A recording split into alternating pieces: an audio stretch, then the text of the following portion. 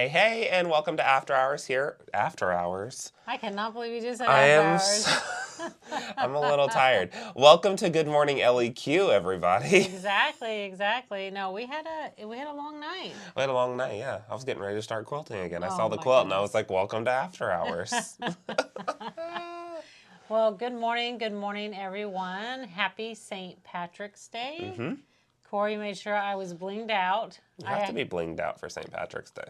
I came to work just in my green UNT shirt. That's probably the only green item I have at the house. It's the only time she wears that shirt, too. It says UNT Mom, the college I graduated from. She only wears it on St. Patrick's Day. So, well, I wore it a few more times when you were actually in school, but once you got out of school, I was like, I don't have to wear it anymore. No longer a UNT Mom. Anyway, so we're super excited to have you here watching this morning. What was I going to say? I don't know. What I were you don't going to remember say? anyway. Last night? Yes. Well, yeah. So if you had a chance to watch last night, let us know. Corey had a lot of fun. Mm-hmm. And then we both had a lot of fun with it. It was a 2-hour live event and chat with Corey while he was quilting and chatting with me. We were answering questions. So if you did not get a chance to watch that, you really should go back and watch it. Really good techniques that he was showing you, good tips along the way. I think next time we should film behind the scenes so they can see what you're doing. No, let's not do that. We're going to do it next time. She was climbing on top of chairs and holding cameras weird just so she could get the perfect angle. I mean, she was doing the work. I know. I will make sure my step stool is here next time. Yes. Because that would have made it a lot easier. A little bit more prepared. Definitely work those quads. You did it. You did it. Up and down. So anyway, hopefully if you didn't get a chance to watch it, definitely go back and watch it. It was really good. Speaking of that, let's go ahead and show them some of the stuff that you did. We're not going to do it, but just kind of like a camera view of pointing out the different techniques that you used. Okay, yeah, You totally. want to do that? Yeah. So we'll swap over, and that's the quilt that we were working on. It's the quilt that was kind of like gifted to me to quilt, and then it goes back to the owner. To me, that's not a gift. I think it's a gift. I don't know. I didn't have to piece it, so it's a gift to me. So this is the quilt. We did some background peacock feathers right here, and I'm going to take off the camera, so it might shake for a second, so sorry. But and if you were here last night seeing this, sorry, we're double taking. We just want to go through a few things with you really quick. So we did background work here with micro quilter, and then we worked in the actual tail feather of the peacock with metallic thread, worked on stitch in the ditch. We looked at doing ruler work to create your own crosshatch, and some continuous curve, border, all in metallic thread. And then, background, so I'm going to go kind of fast. I have to give a shout out to Lisa and Amy. They were the first two to comment, and they were both on last night, too. So they're probably just as tired with us. Yeah, probably. Thanks for being on this morning with us. Background quilting, that was our ultimate marking pencil I need to iron away. And then that was more of that metallic thread work. Just like that. Yeah, so that's what we did. That's what you did. Oh. So if you want to see exactly how he did all that and all the tips along with that, definitely go back and watch that video. Again, doesn't cost anything. It's free to watch. All the videos we have, just, subscribe to the channel, and then you'll know exactly when we go live. That is right. Okay, I gotta get back in my chair gracefully. Back in your chair. You look great. Did I put that in the right thing? Yeah, I did. Yeah, there we go. Okay. Yeah. So we are back. Yep, we are. So My back over microphone here. keeps flipping underneath my shirt. I'm gonna fix it. Just turn it around. I know, but it makes noise when I turn it around, so sorry, y'all. No. Welcome to the live. So did you guys have any questions that we always say, hey, this is a time for you to ask questions, whether it was about last night's episode or quilting, something you ran into while you were quilting this week or recently. Definitely shoot those questions in the feed. Stay tuned to the end. It might just be your lucky day. Oh, maybe. Luck might be on your side. So while you're coming up with those questions for what, if you have any, like Mom was saying, I think we should show the other thing that we've been working on. Oh, yeah. Yeah. We don't sell the panel, so I'm going to preface that. We don't sell it, but I think it's really cool to get some inspiration from it. Yeah. And what did you put Linda's Choice in there too? Yeah. Okay, perfect. So it kind of shows you how the Linda's Choice hangs as well. Yeah. So this quilt will be featured on another episode of After Hours when we look at how to block a quilt, because this one's going to need it. Yeah. How should I show it? Because the camera's kind of close.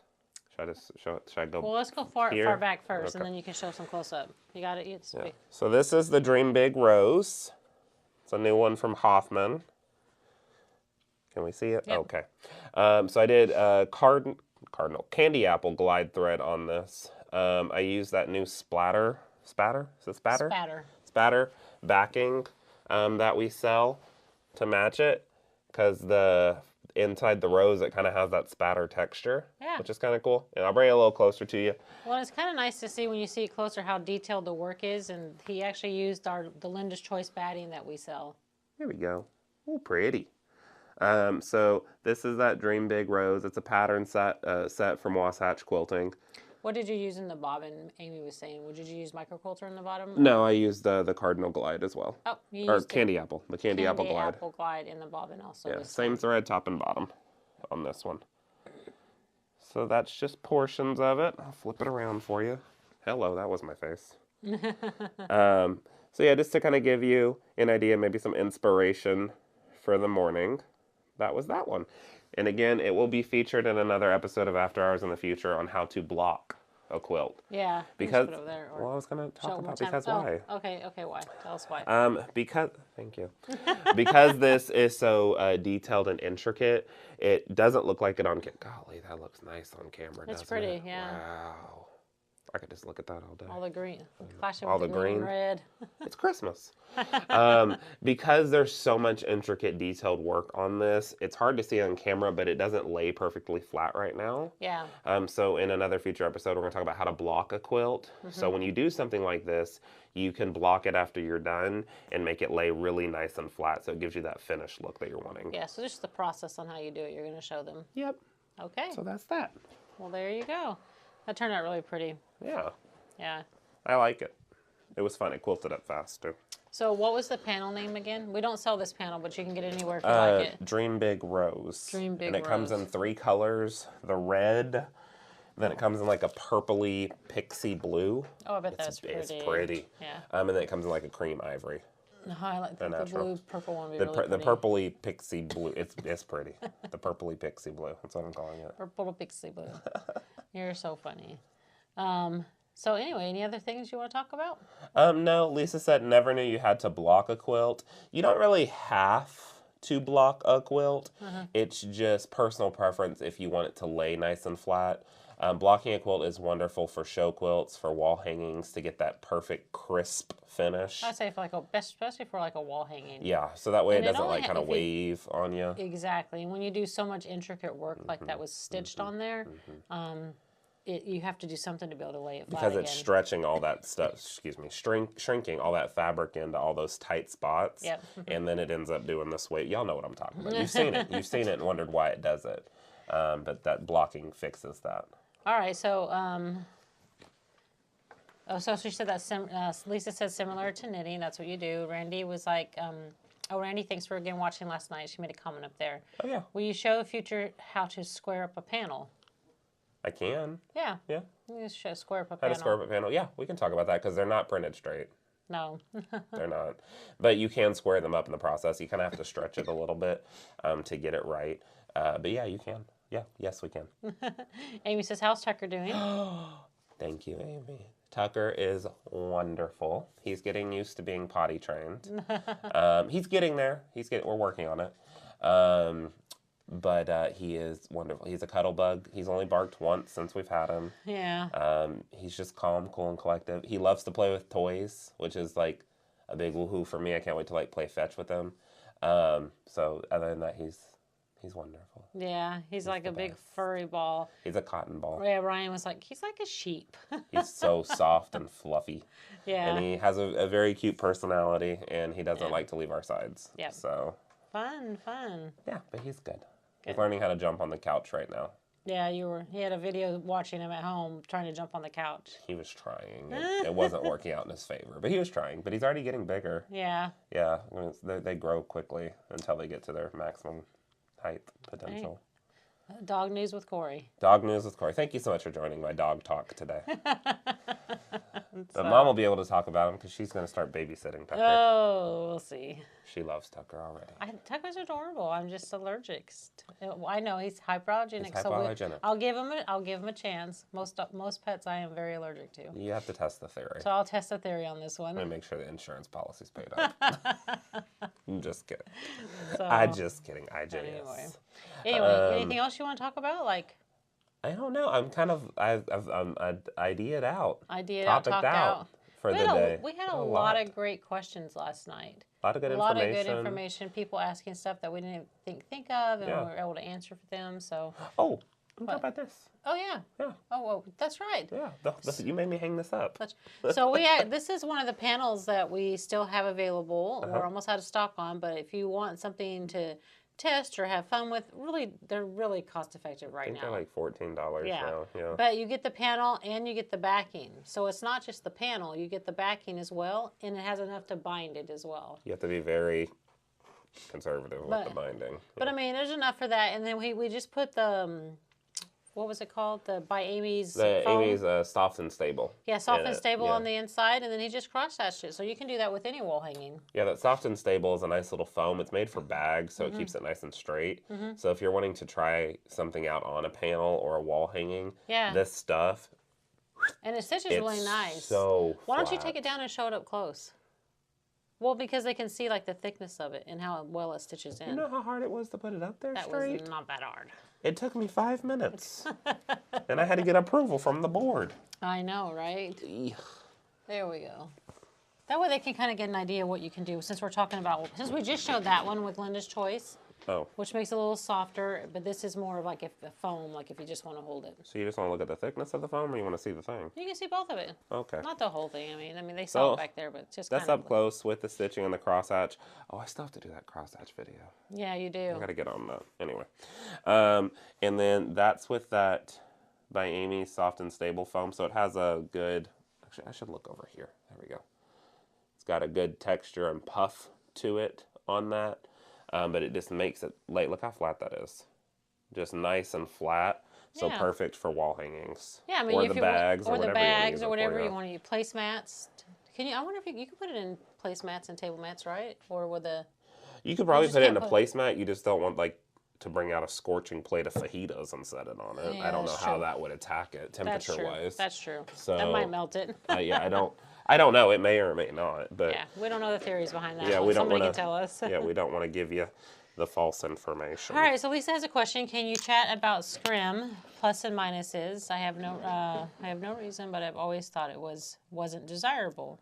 But if it's in your batting, so what would be the plus and minus of having the scrim?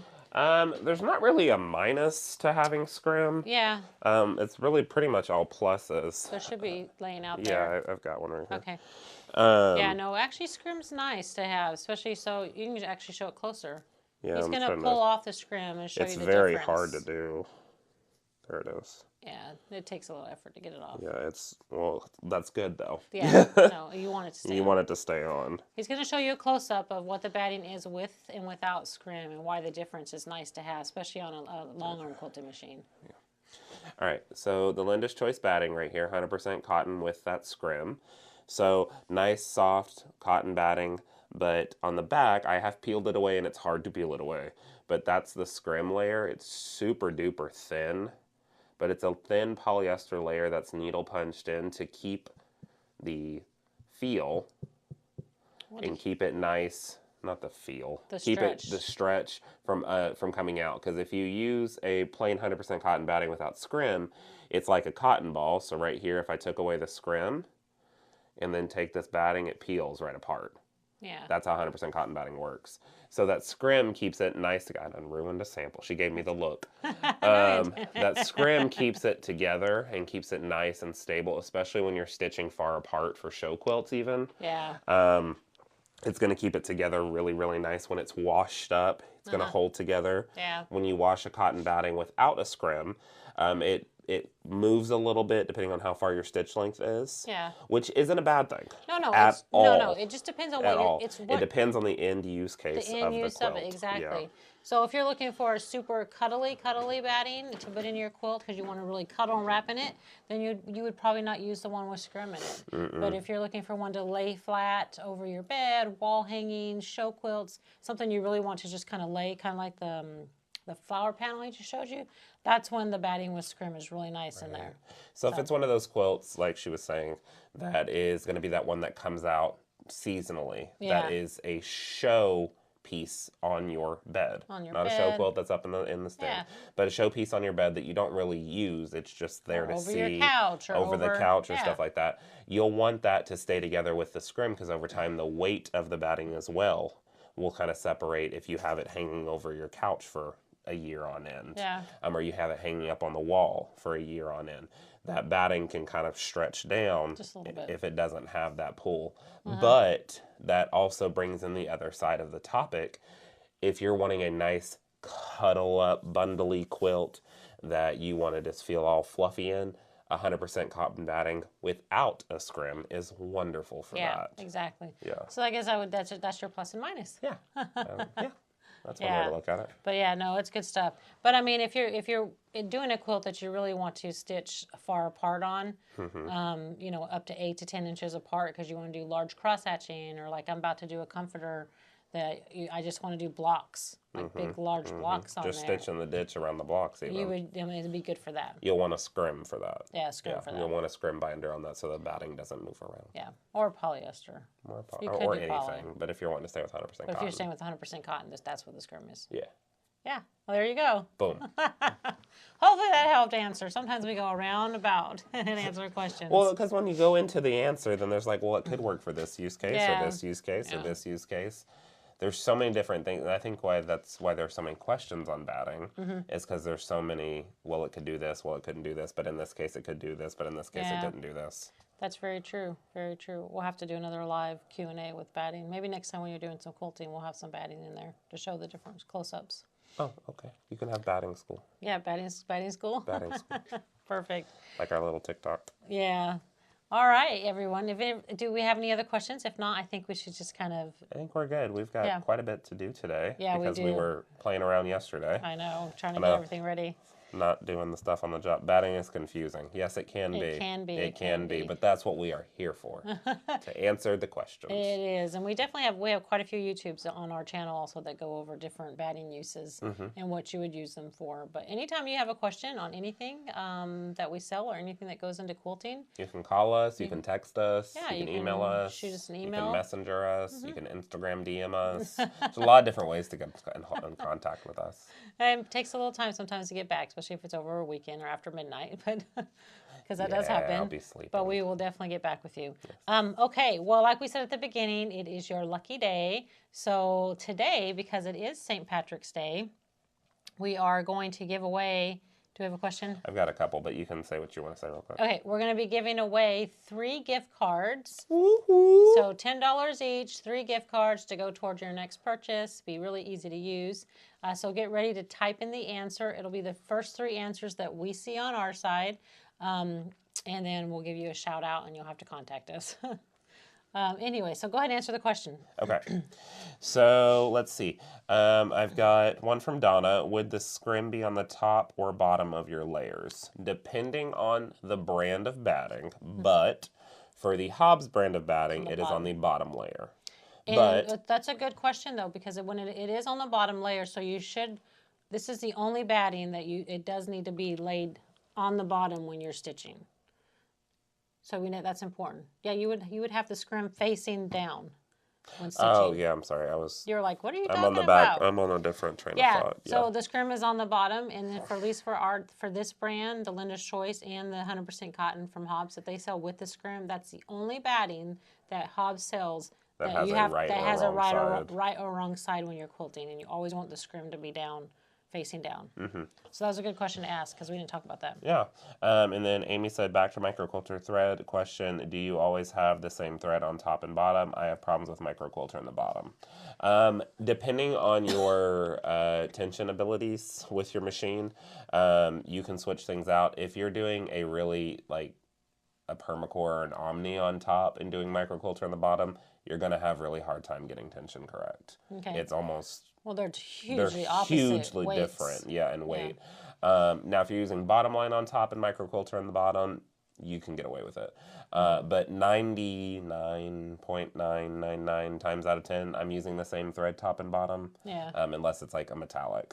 I can't use metallic in the bobbin successfully. Yeah, so I would use microquilter or bottom line. The bobbin, just depending on what bobbins I already have wound. When I use metallic thread, it gives me a chance to get rid of some of the bobbins that I have wound. So I just grab what I have that works with the color of the fabric. Alrighty, so you guys ready to put your answer in? Okay, be ready in the So thing. if you watched this last week, you'll know the answer to this, or if you watched this last night, you'll know the answer to this. So what size needle is recommended for metallic thread? And we just need the size. That's a good one. What size needle is recommended for metallic thread? Well, we got that question so much again last night, and so I thought, why not use that question today? That's a good one. Lisa got the first one. Jackie is number 2. Who's coming in with it? And Amy. Awesome, you guys. Congratulations. Woo-hoo! So Lisa, Jackie, and Amy, you are the lucky winners of gift cards here to Linda's Electric Quilters. So luck is on your side. Exactly. And I think I'm going to give one to Randy and Rita too. So there. She's doing 5. She's feeling extra generous. I know they were all on last night, and so there we go. So we got 5 gift cards we're going to send out to you guys. I have your names. We know that you're in our system. So pretty sure y'all are all in our system. Yeah. So if one of you happen to not be in our system, then definitely give us a call because we won't have your address. But yeah, congratulations to the 5 of you. We'll get those sent over to you. It'll be an e-card, and you can use it at any time. It'll come over to your email. Alrighty. Yeah, I'm just writing them down. Writing the last names just to make sure I know what I'm doing. Okay, cool. Yeah, so anyway. I think we're set. Yep. Well, happy St. Patrick's Day. We really appreciate that you guys watch us and are part of our family every week that we do our lives. If you haven't already subscribed to our channel, please subscribe to our channel. Yay. Our subscribers are building. Yeah, so that's awesome. That helps. Anyway, so let's call it a day. Yeah. We got like 100 in 1 week. We did? Yeah. Oh, awesome. We went from 20, when we were like 25,000, woohoo! It was like 25.1 the next day. Oh, yay, thank you. It was amazing. Yeah, so yeah, make sure you subscribe. That's awesome. We like that. Yeah. Okay. Yeah.